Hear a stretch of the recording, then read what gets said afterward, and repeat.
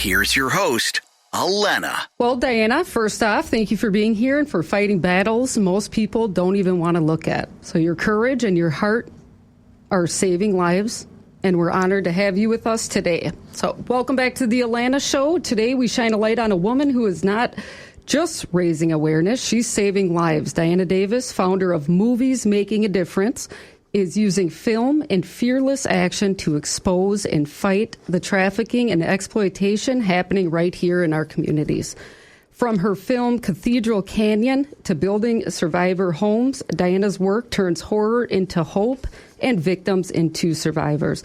Recently named a community hero by Boca Raton Observer, she's here to show us how every one of us can help stop this crisis and save someone's life. So, Diana, welcome to the Alana Show. Thank you for joining us. Thank you so much for having me. Yeah, anytime. So let's go right there, right now. So what's happening with trafficking in our own backyards?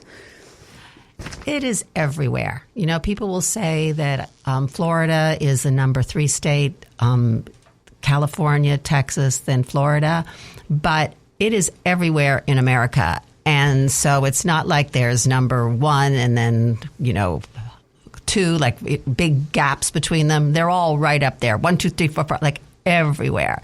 So you don't think that like in Palm Beach that, that this isn't happening in our own backyard. It absolutely is. And there are so many different types of trafficking, and from child labor or any type of slave labor, being domestic or, agricultural, to, all the, spas that you might see. It can be anywhere. So we really have to be incredibly aware to look out for something that just doesn't look right, because it's happening right under our noses. Mm-hmm. So you've looked survivors in the eye. What do you want the public to know?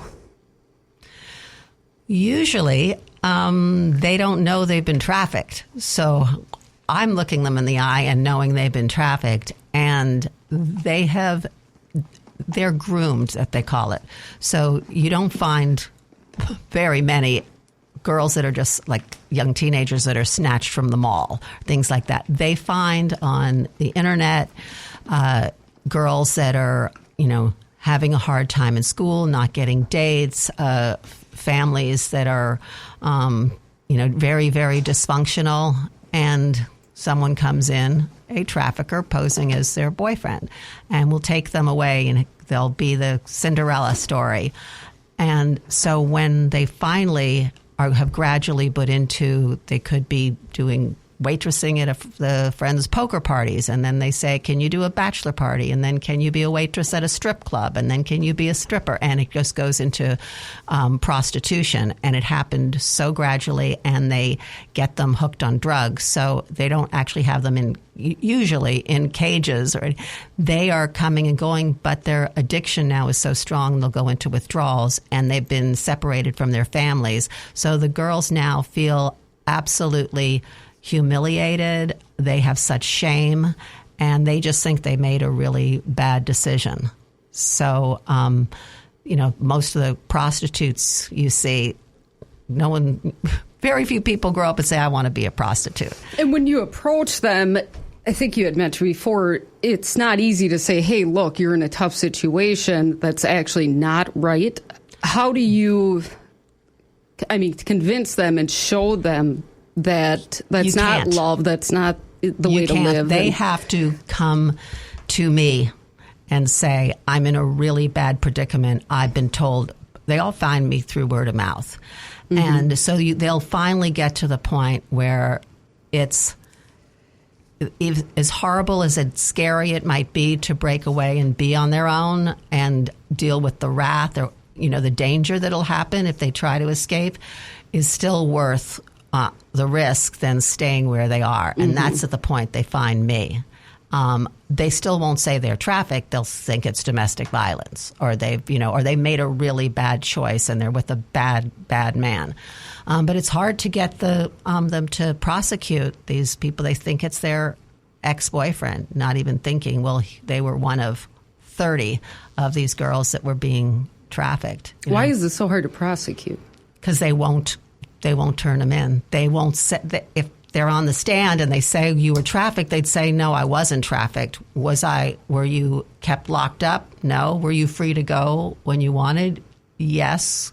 But I would go into withdrawals because he had me hooked on drugs. Have you gone to any court cases? Many. I've had to represent the girls. Usually I go to the prosecutor and I'll try to work with them. When they go to court, they have their, assigned defense lawyer who is just tired and burnt out and just tries to get them, the best deal they can. So if I go to the prosecutor and I explain that they are victims and what happened, and they have been so badly abused that they don't even understand that this was not a choice they made. So if they're put on the stand, they'll say, yes, I could leave. Yes, yes, I went with him.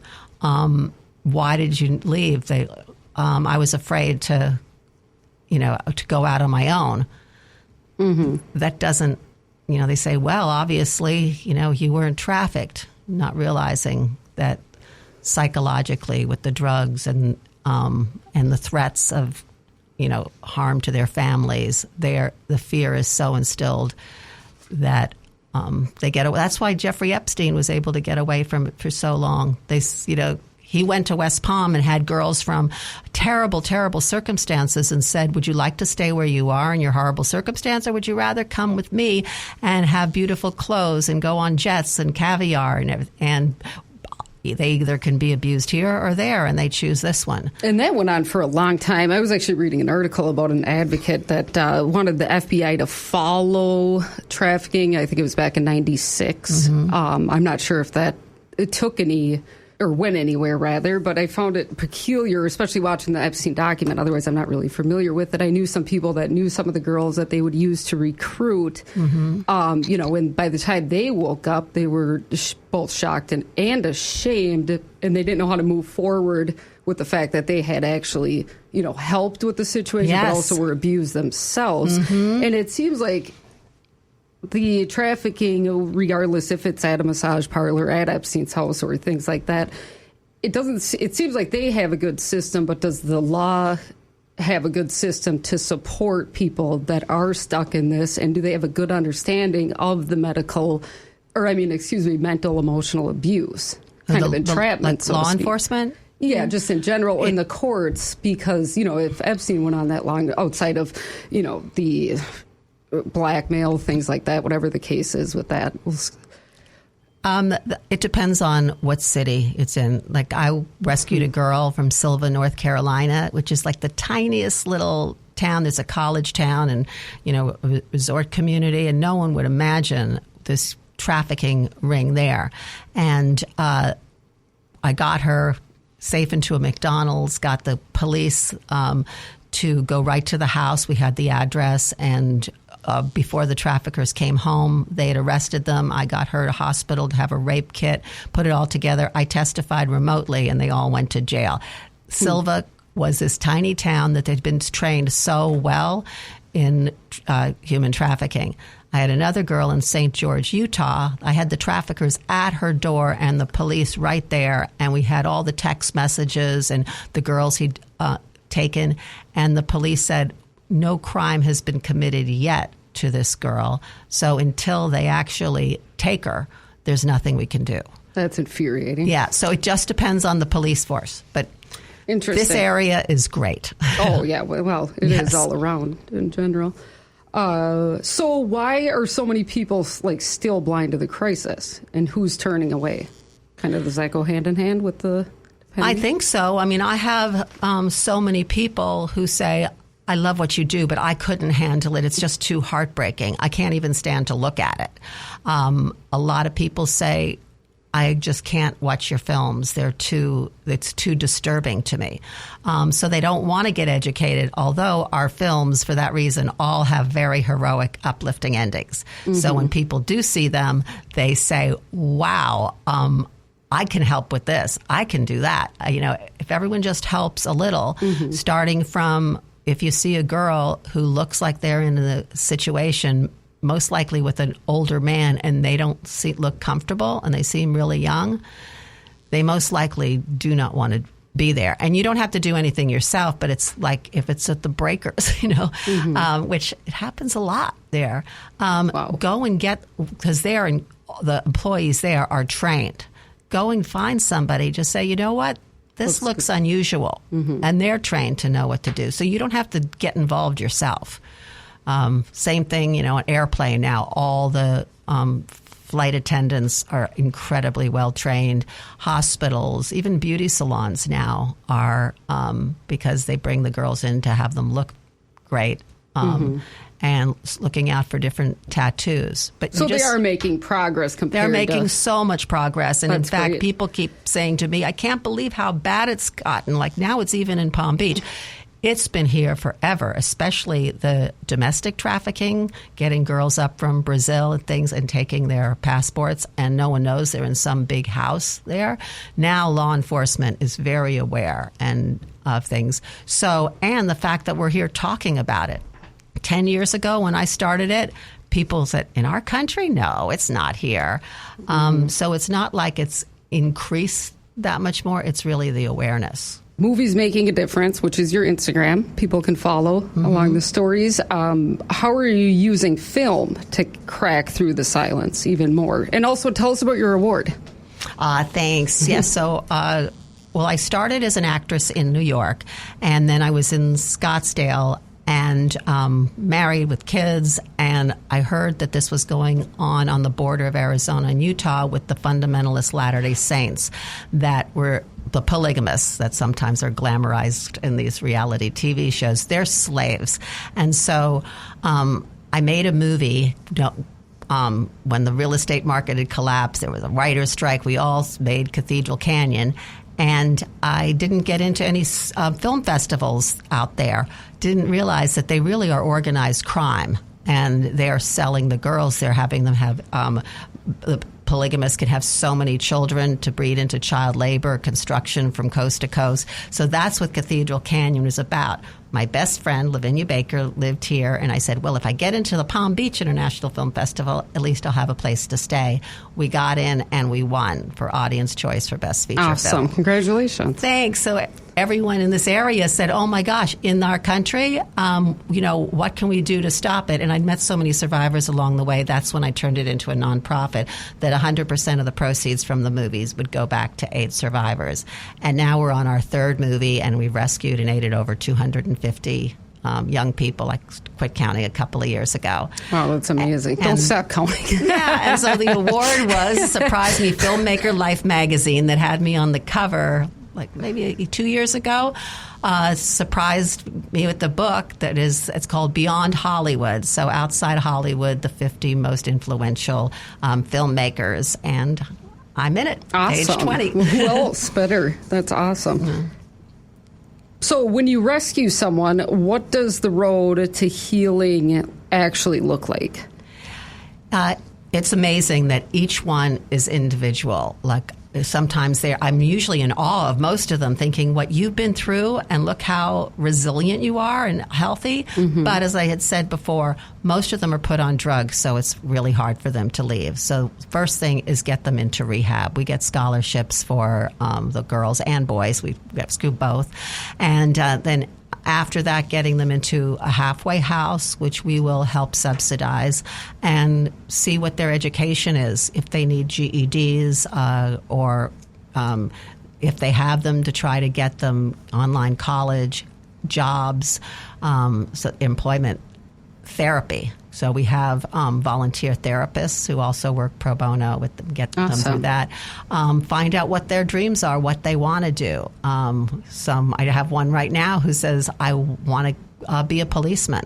So we've actually got the Riviera Beach Police and Michael Coleman, who said we would love to have them, and Rick Morris, who's also on our board, has just been made the director of the West Palm Beach Police Academy. Mm-hmm. So that is going to be a great road to have these training. Kids. Yeah.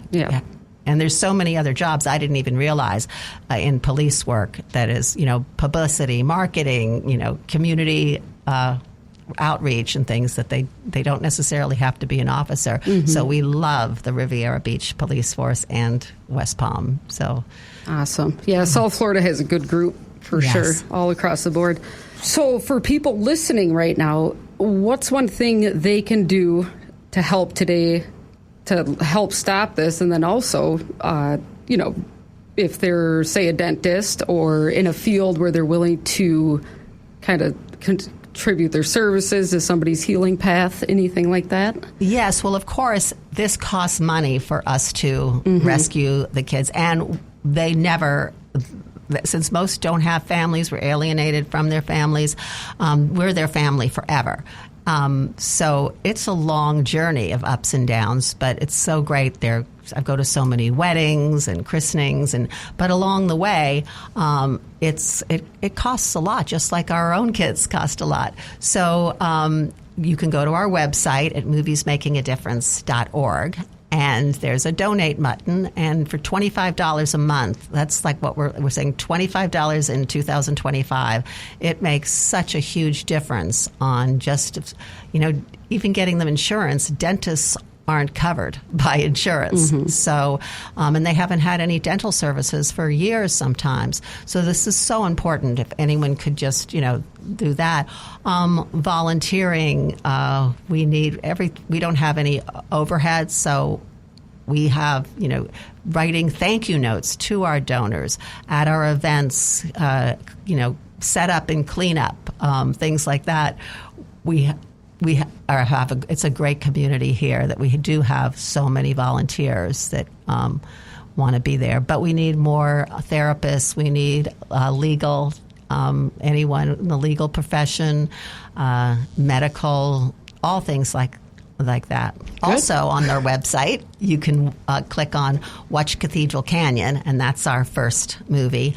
Our second movie, Cult Cartel, we're showing a lot. We're still promoting it in some festivals, and we're private homes, so if anyone wants to do a screening. And then our third movie, Carmelita, is in post-production right now. Great. I was just about to ask about Carmelita. So when do you anticipate that coming out? Post-production takes the longest. It could take 30 days to shoot it, but if everything goes well, it could be out in the fall. But you never know if a scene needs to be re-recorded, ADR, things like that, then the music, everything. So it could be a year from now, somewhere around that time. I did go to the premiere of, that was Cathedral Canyon, correct? Where did you see it? At the Bend? West Palm. The location was changed last minute. The theater and the condo.